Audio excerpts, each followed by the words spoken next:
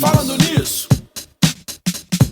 Olá, eu sou a Humberta Carvalho e eu quero te dar as boas-vindas a mais uma edição especial dos podcasts Falando Nisso, do Sesc Goiás e do Mercadológico, do Senac Goiás. Os dois programas em áudio e vídeo são um oferecimento do Sistema Fecomércio. O Falando Nisso, do Sesc, você já conhece. Estamos há 6 meses no ar com episódios semanais sobre qualidade de vida e bem-estar. Já o Mercadológico é um podcast sobre gestão de carreiras e negócios do Senac Goiás. Hoje nós estamos gravando os dois podcasts juntos, diretamente aqui da entrada da Faculdade Senac em Goiânia, onde está acontecendo simultaneamente 2 eventos, a Jornada Acadêmica e o Missão Digital. São 3 dias de muito conhecimento nas áreas de tecnologia, negócios, design e estética. Os participantes estão vivenciando uma imersão com palestras, oficinas, visitas técnicas, desafios e muito mais. E nessa cobertura especial, nós estamos recebendo aqui no Falando Nisso e no Mercadológico os palestrantes, professores e alunos para a gente conversar sobre os assuntos abordados no evento. Eu aproveito para te convidar a seguir os nossos podcasts e a se inscrever nos nossos canais do YouTube.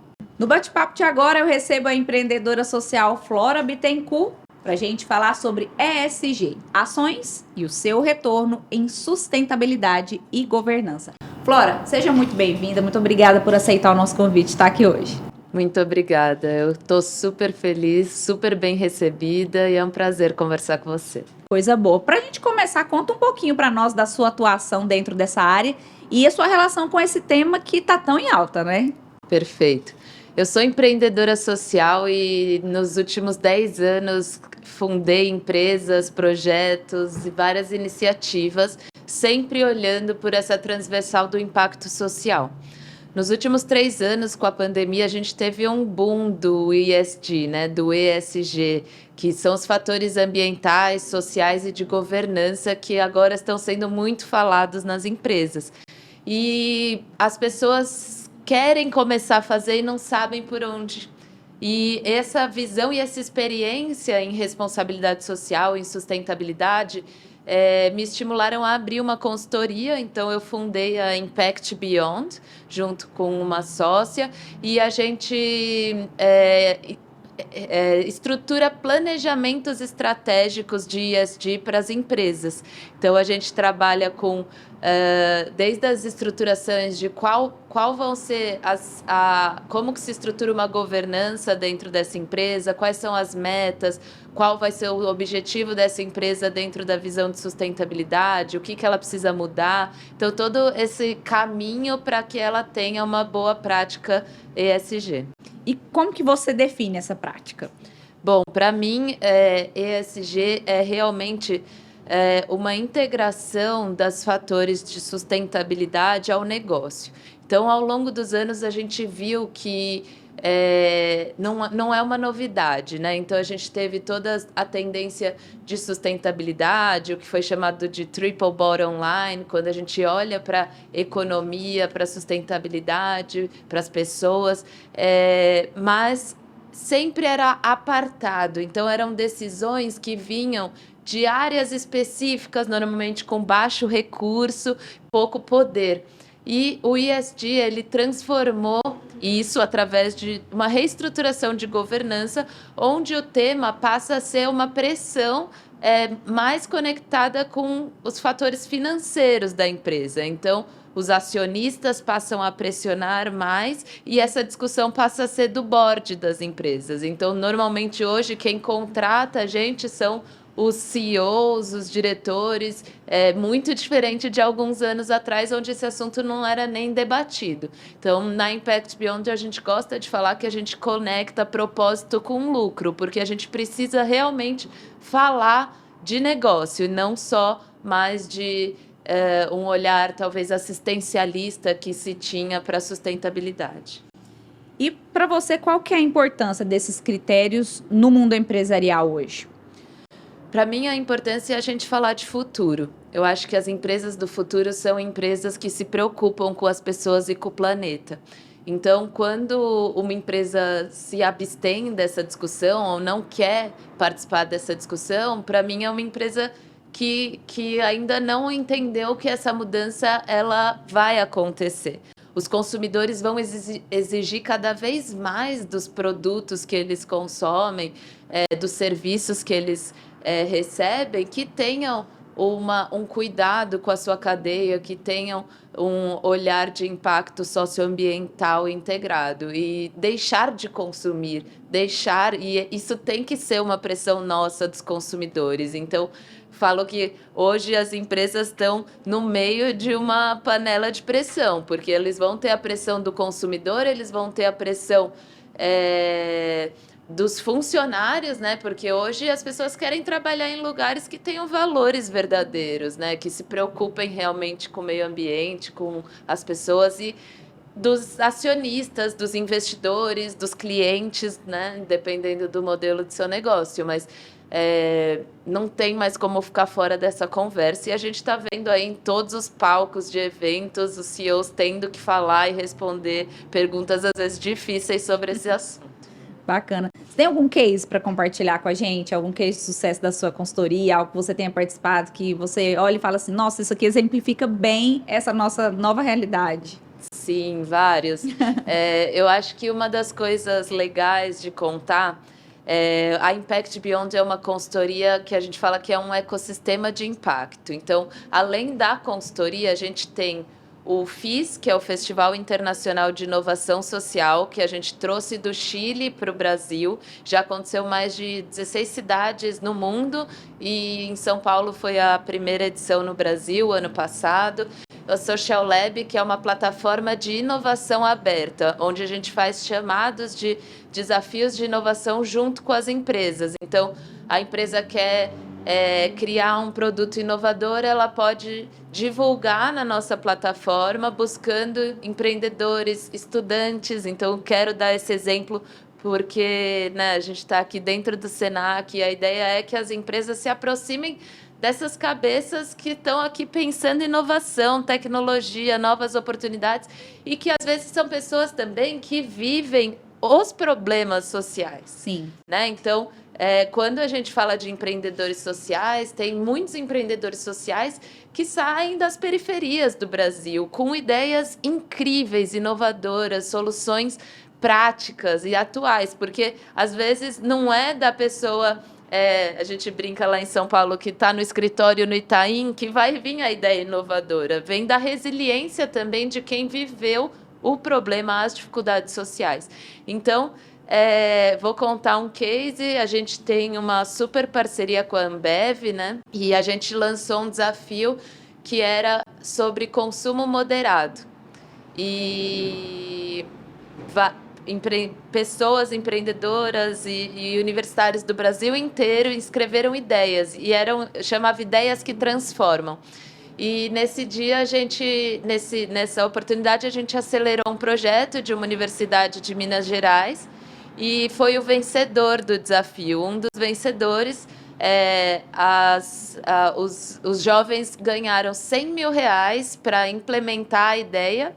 E a ideia era de um aplicativo que chama Flow Voice, que identifica o seu nível de teor alcoólico. Então, ao longo da noite no bar, ele vai te dando uns toques para você maneirar no consumo, ou para você acompanhar ali o seu consumo.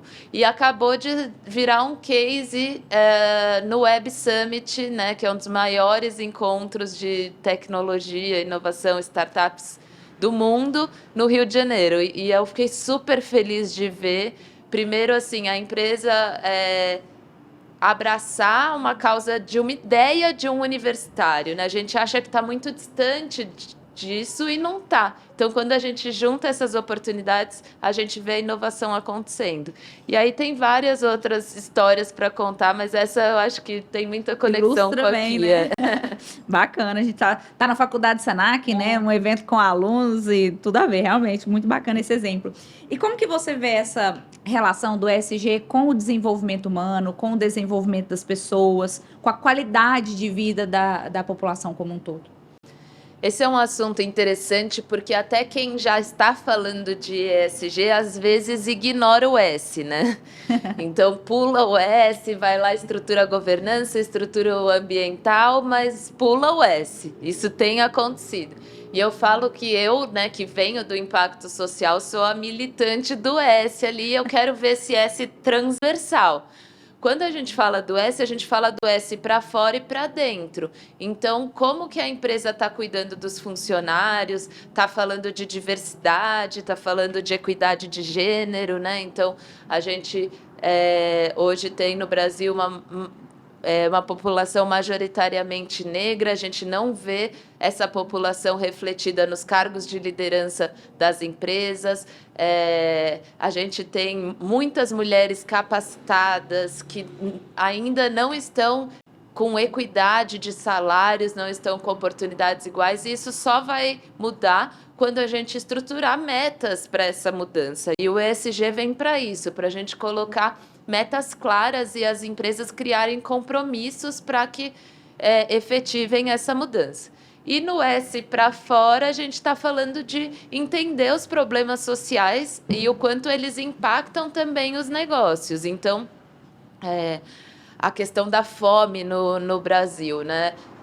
A gente passou por uma pandemia onde milhões e milhões de pessoas voltaram para a situação de fome, né? E de insegurança alimentar. Se a gente não entende que isso é um problema de todos, né?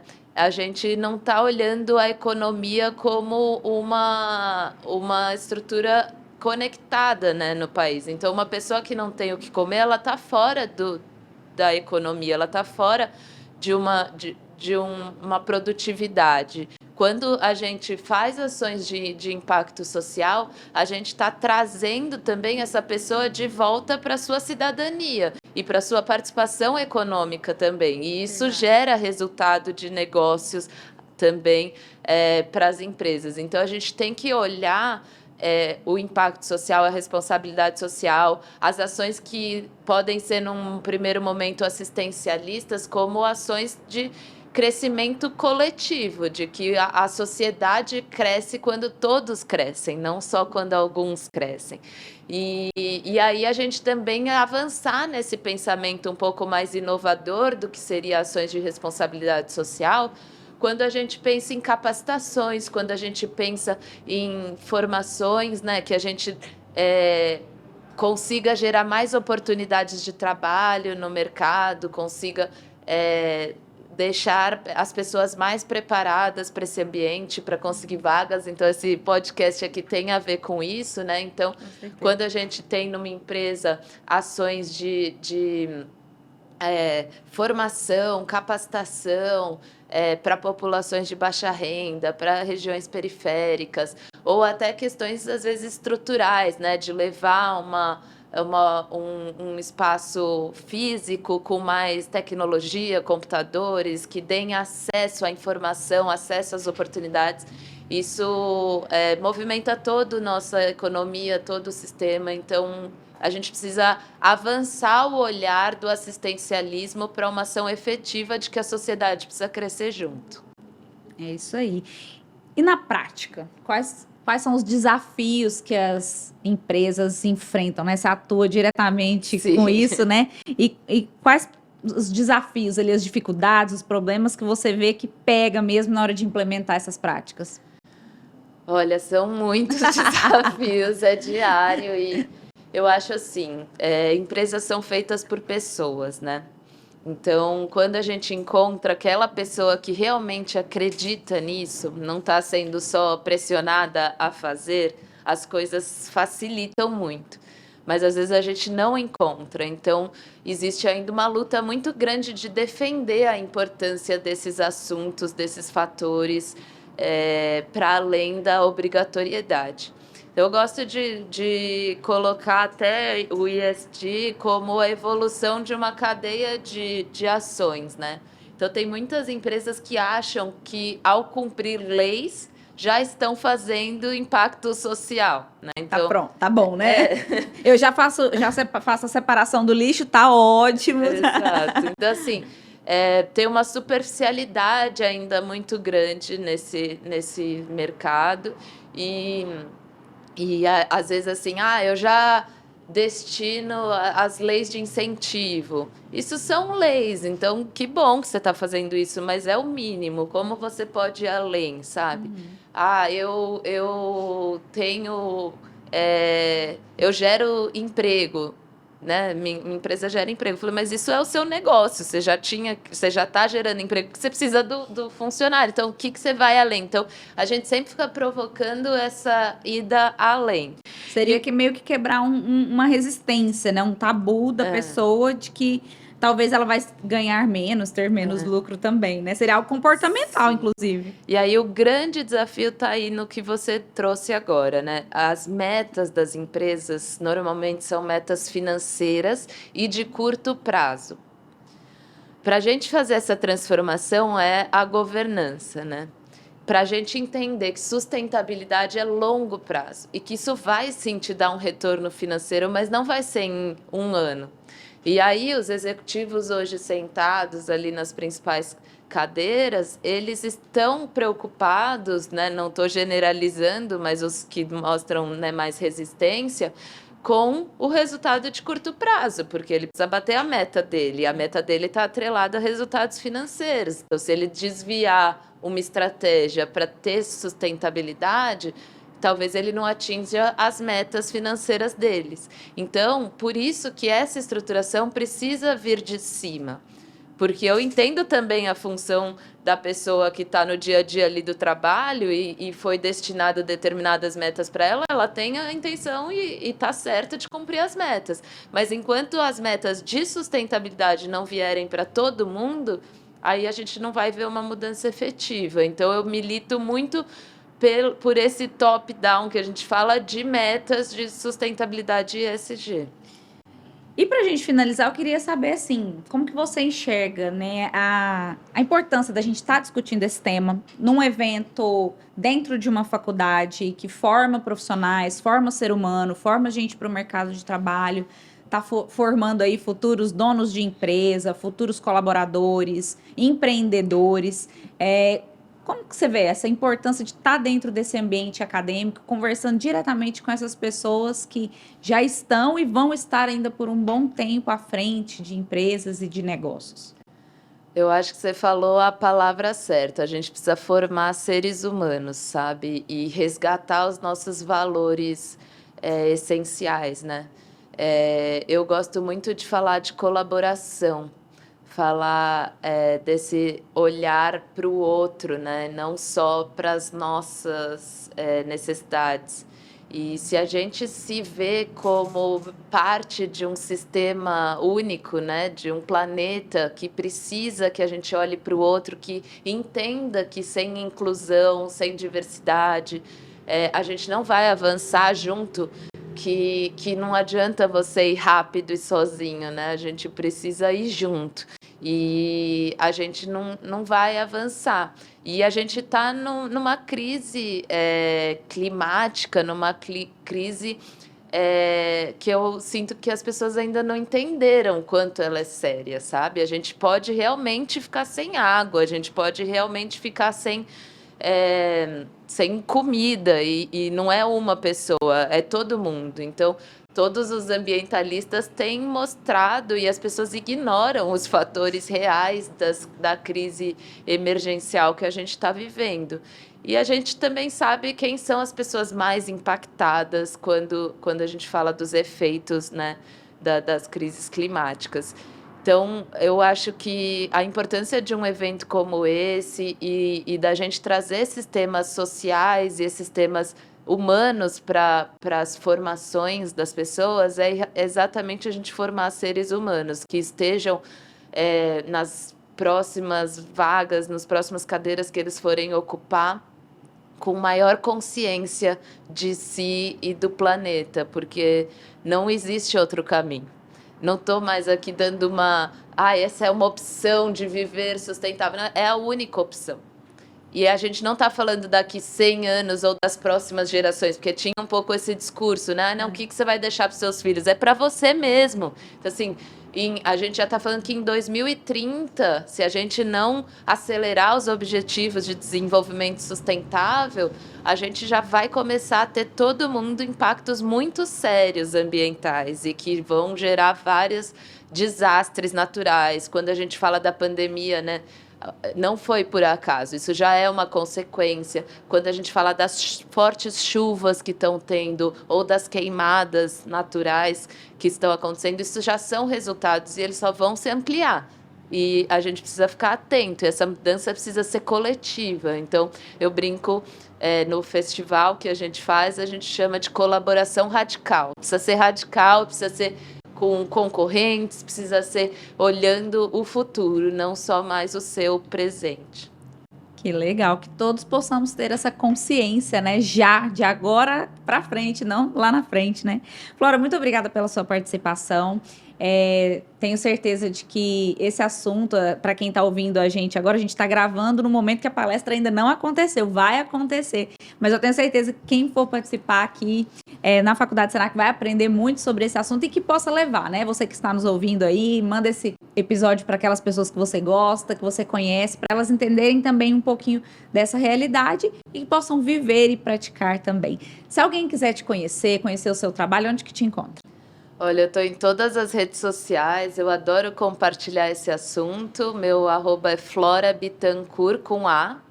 E Impact Beyond, só procurar que a gente está ali, super acessível para conversar com quem quiser, debater mais esse assunto. Eu gosto muito de conhecer gente nova e trocar e aprender também com os outros. Muito obrigada, viu? Eu que agradeço. Você acompanhou mais uma edição especial dos podcasts Falando Nisso, do Sesc Goiás, e Mercadológico, do Senac Goiás. Eu quero te lembrar de seguir os nossos podcasts e a se inscrever também nos nossos canais do YouTube. A gente se vê no próximo episódio. Até lá! Falando nisso.